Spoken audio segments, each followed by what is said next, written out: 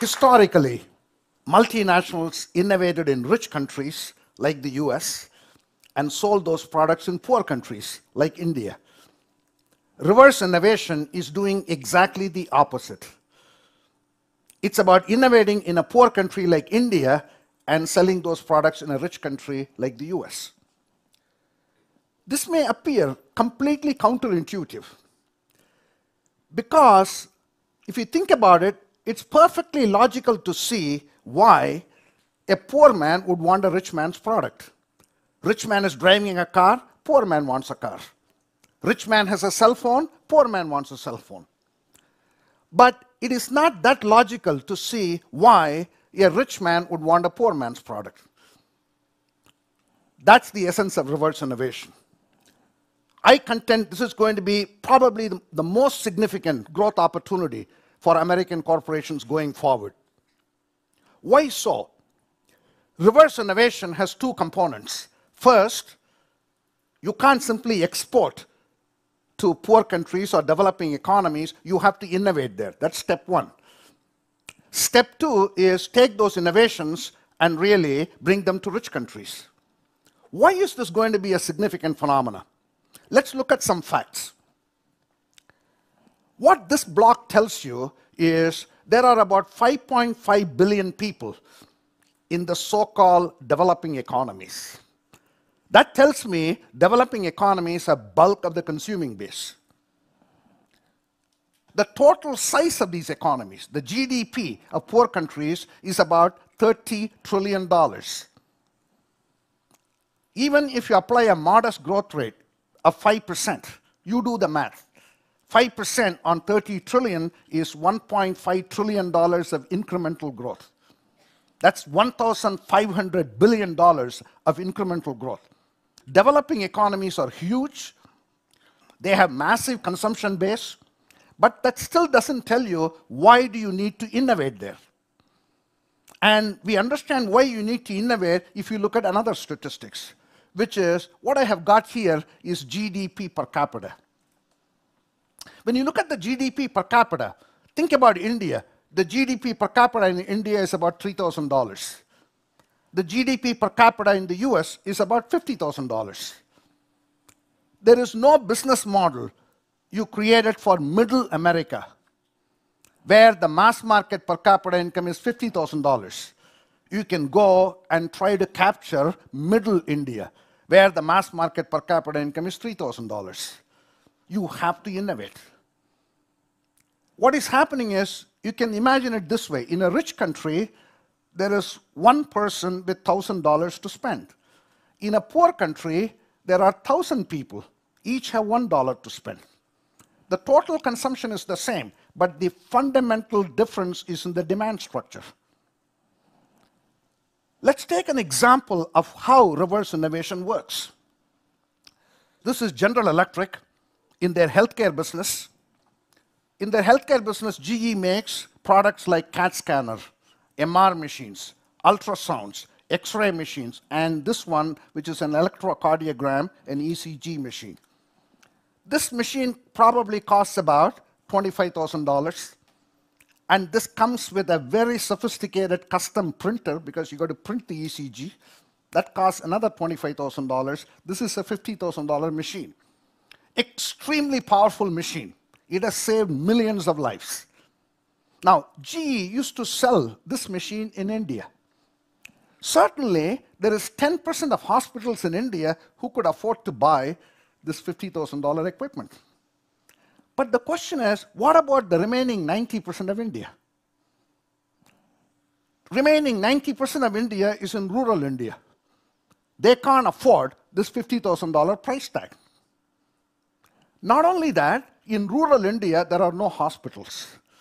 That means the patient cannot go to the hospital. The hospital has to come to the patient. That means you got to take this machine and go door to door in rural India. This machine weighs 200 pounds. Nearly impossible, put it on your backpack and go door to door. But even if you manage somehow to take this machine in a bus or something to the village, this machine operates in house current. In rural India, electricity is either unavailable or unreliable. But even if you manage to find electricity, this machine is a very, very sophisticated machine, has to be operated by a very trained doctor. In fact, this machine comes with a 500-page user's manual. In rural India, there are no doctors. But my point is, still 90% of Indians also have heart attack. We need to somehow find a solution. A couple of years ago, GE innovated a $500 ECG machine, which is called Mac India. Contrast $500 versus $50,000. In fact, in my way of thinking, if you want to unlock urban India, you better have a 10% solution. If you want to unlock rural India, you better have a 1% solution. That means if a product costs $100 in the US, it better cost $10 in urban India. It better cost $1 in rural India. Not only that, this Mac India, the $500 machine, is extremely portable. In fact, it weighs less than a can of Coca-Cola. So I can put it in my backpack and go door to door. Further, this machine operates on battery, which is extremely critical in rural India. And this machine is extremely easy to operate. Probably you can't quite see it. This machine only has 2 buttons. There is a green button, and then there is a red button. You press the green button, it works. If you press the red button, it stops. As long as you know how to read traffic signs, you should be able to operate this machine. My point is, this is creating a whole new exciting market in India. But the real bonus is this machine is now currently being sold in 150 countries, including transforming healthcare in the richest country in the world, the United States of America. Now, how is it creating growth in the US? Imagine there is an accident on a highway, and an ambulance is going there. You can't put the $50,000 machine inside that ambulance. But I can put a pocket size, an iPod size, $500 equipment into the ambulance. And also imagine a crowded place in a hospital. For instance, the operating room. It's got the patient, the surgeon, the nurses, equipment, etc. You can't wheel in a $50,000 equipment into the operating room. But I can bring this $500 ECG machine. Such examples are plenty. In fact, the previous speaker talked about how pathetic the healthcare system in the US is. Take, for instance, some of the revolutions that are taking place in India. There is a hospital in India called Arvind Eye Care, which does cataract surgery for $30, what probably costs $3,000 and upwards in the US.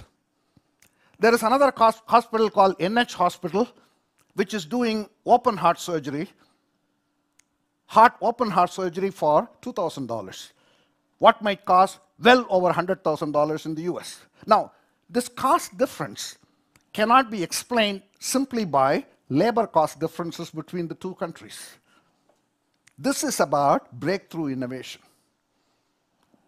In fact, even at such ridiculously low price points, the quality in these hospitals is world class.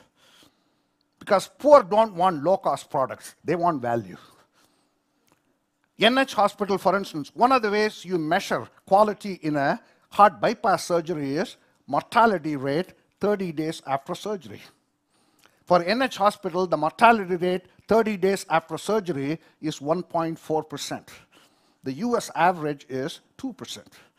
So they got world-class quality at a very low price point. The beauty is innovation. In fact, NH Hospital, for instance, buys world-class equipment. What you're going to see in Mayo Clinic or Mass General is exactly what they have. Then you may wonder, with such world-class equipment, costing very high prices, how are they able to bring the cost down? They use it 500 times more. If you can use the same resource 500 times more, the cost of patient comes down. In fact, we have many, many examples of breakthrough innovation in just about every sector. Given the lack of infrastructure in poor countries, they always leapfrog into the next generation of technology. We have seen this in telecommunications, where they have skipped landlines and gone to the cellular phones. But when they go to cellular phones, they are also able to innovate services which are built off the cellular platform, like mobile banking, like telemedicine. Or because China is building its energy infrastructure for the first time, they leapfrog and become global leaders in renewable energy technologies like solar and wind. Or take a look at transportation. There is a company in India called Tata Motors which has launched the Tata Nano, the $2,000 car. Think about the power of that innovation. If somebody told you 5 years ago, you can actually make an internal combustion driven automobile for $2,000, you will say, get out of here. The cost of a DVD player in a BMW is a lot more than $2,000. Or take a look at ultra low cost housing. I wrote an article 12 months ago about why can't we build a $300 house for the poor? My argument was based on today in this world there are 75 million people who are homeless. 75 million. That's the size of United Kingdom. Who sleep on pavements, for whom sky is the only roof. Is that really right? Even insects have home, is it not? Even a spider has a home, is it not? I say housing is a human right, and it has generated a global movement. The list goes on. Unfortunately, most corporations have divided the world into two. The world has 7 billion people, they've divided into two. 3 billion who are rich enough who can afford the products we make today. And the 4 billion poor we have left to charity to take care of. Governments to take care of. This is an outmoded thinking. We have to bring the 4 billion poor into the consuming base. If you want to bring the 4 billion poor into the consuming base, you can't give the products the 3 billion rich are consuming. You have to fundamentally innovate. And my point is, the innovations for the poor will come to transform the lives of the people in the rich countries. All the innovations in renewable technology that's taking place in poor countries will ultimately rebuild the energy infrastructure in the US. If this is such a big opportunity, how well are American corporations positioned to capitalize on reverse innovation? Unfortunately, they are not well positioned. In fact, most American corporations, especially winners, always struggle in emerging markets. And the reason they struggle in emerging markets is they use the American logic, the American mindset, the American dominant logic to unlock emerging markets. It doesn't work. Let me give you an example. Kellogg's is a global leader in the breakfast cereal market, making brands like cornflakes. Kellogg's is a complete non-player in India, which is perhaps one of the largest and fastest growing breakfast cereal markets in the world. And Kellogg thinks they have already innovated for India, because in India they make the regular cornflakes, then they make banana cornflakes, then they make mango cornflakes, and they think they have innovated. But those of you who have gone to India are familiar with how Indians eat breakfast. For instance, Indians love hot breakfast. So you pour hot milk on your cereal. I don't care whether it is plain cornflakes or mango cornflakes or banana cornflakes. It becomes a mush. Who wants to eat that? The only Indians who are consuming cornflakes are Indians who live like Americans, who pour cold milk on their cornflakes.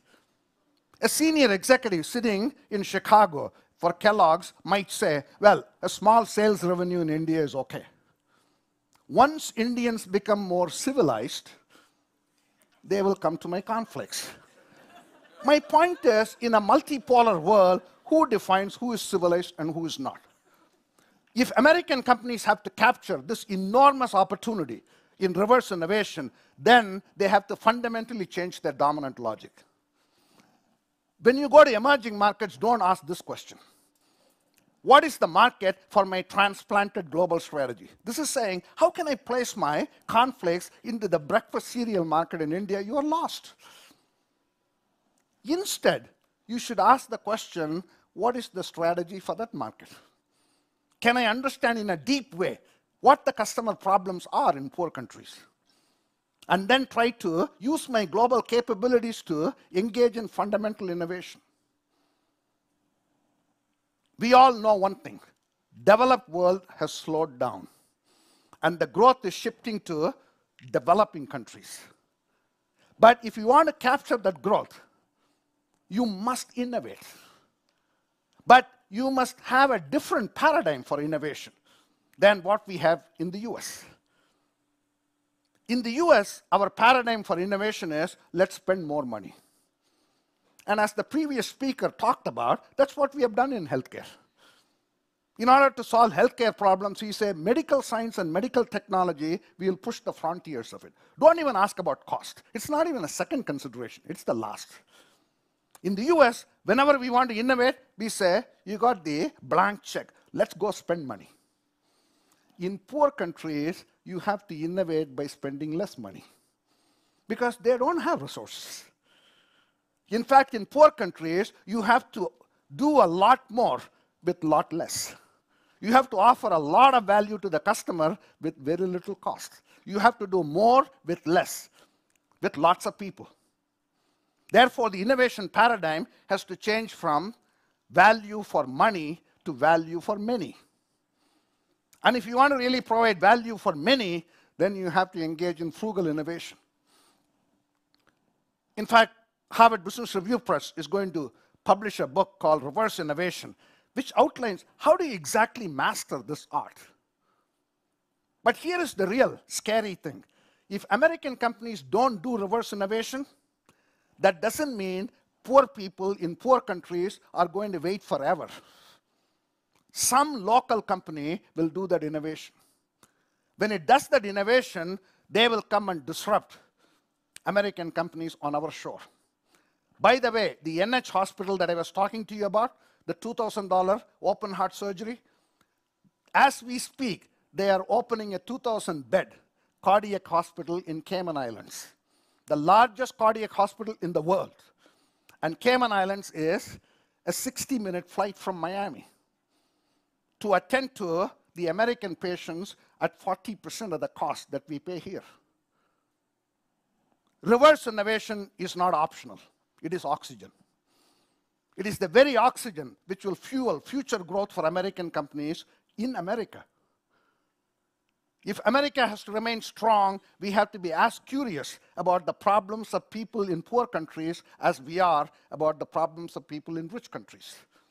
Reverse innovation represents the most significant growth opportunity for America. Are American corporations ready? Thank you.